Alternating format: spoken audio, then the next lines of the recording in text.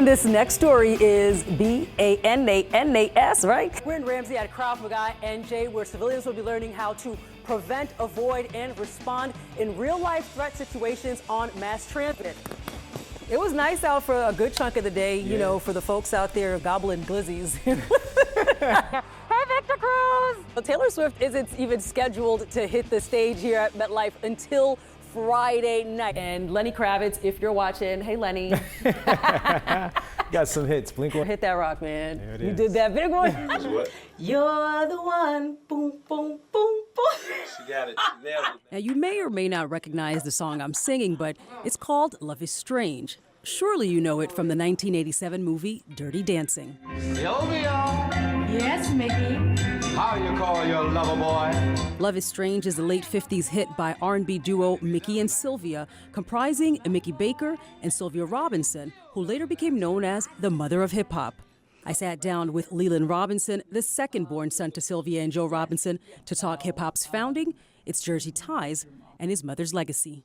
Normal people play the guitar this way, right? She turned the guitar backwards. Mom was like a pioneer when it came to music and when it came to creating new things. You know, she had a vision and she went for it. Now, while Sylvia Robinson garnered success as a producer, solo artist, and as part of the duo Mickey and Sylvia, she's widely known for single-handedly commercializing hip-hop in the late 70s when the genre was thought to be something that would be short-lived. At the time when she did it in 1979 and she went to put out Rapper's Delight, they told her it was going to be a fad. It will never work. They told her that she was wasting her time.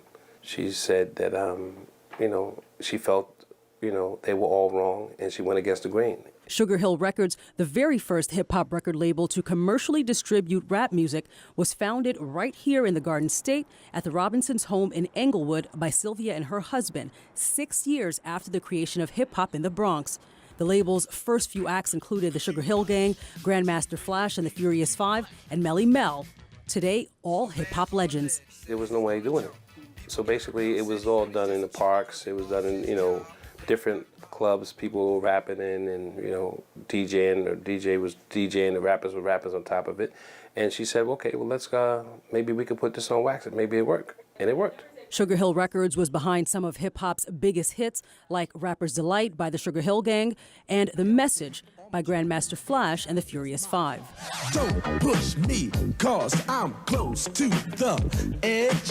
I'm trying not to lose my head. In 2014, the city of Englewood honored the hip-hop pioneer with a street renaming on West Street. And in 2022, Sylvia Robinson was inducted into the Rock and Roll Hall of Fame. It was about time. I think that she deserved it. She did a lot for the community. It was well-deserving. And today, her legacy continues. Sugar Hill Records continues to work with some of today's biggest artists, including her grandchildren. Two hands to heaven, here we go again. If you missed Queen Bee at MetLife Stadium Summer 2023, another opportunity is upon us, but hopefully Ticketmaster won't have fans crying alligator tears.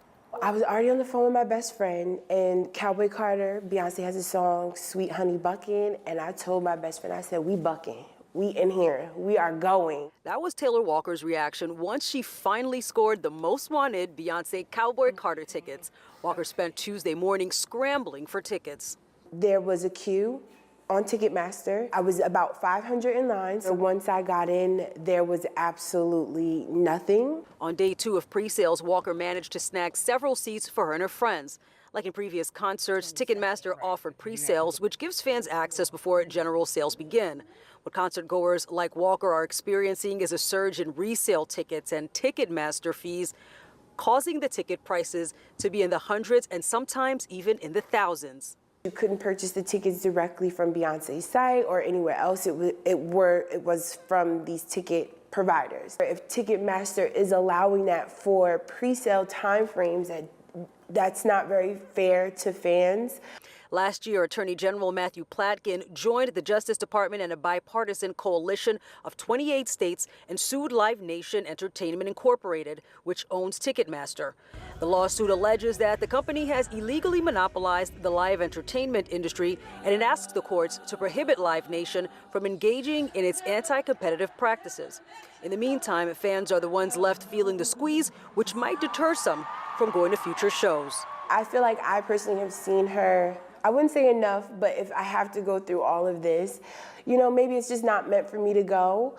But I don't think it's fair. I think it's a bit too much. It kind of takes away from the fun. The head wrap matching the glasses, cute. The lipstick matching the shoes, cute. This was a little game we called Rate My Fit, featuring 2 Newark School of Fashion and Design students who are participants in a new reality series called Newark Fashion Forward. I'm loving how you got the denim with the leather, you know, gives a good little contrast. And I see on the leather, you know, you got a little details on it, give it a little pop. Okay, then I like how the details on the leather matches your earrings. Okay, you know, I see those. Now, this may look and sound like a New York City Fashion Week scene, but this is business as usual at the school with students who've dreamed of careers in fashion. I used to get hand-me-downs, so I would take my aunt's clothes and some of my mother's clothes, and I used to like cut them up, make them jumpsuits. So it was just like, I think it was always destined for me to be a fashion designer. When me and my sister would play with dolls, and you know, I would make the clothes out of old socks or paper. And then when I turned 12, that's when I got my first sewing machine, and I really got into it more. The series, Newark Fashion Forward, is much like the show Project Runway. In the series, there are 9 students, 3 teams, and they're presented with a design challenge, and at the deadline, they stand to win over 10 grand. The high school opened 3 years ago with a curriculum powered by Parsons School of Design in New York City. The current seniors will be the school's first graduating class. In the 9th grade year, students come in, they start understanding sewing basics, and then it grows to construction, and then they move to advanced pattern making and draping. From the 9th grade level now to the senior level, seeing the growth of students as it relates to the curricular supports has been fantastic.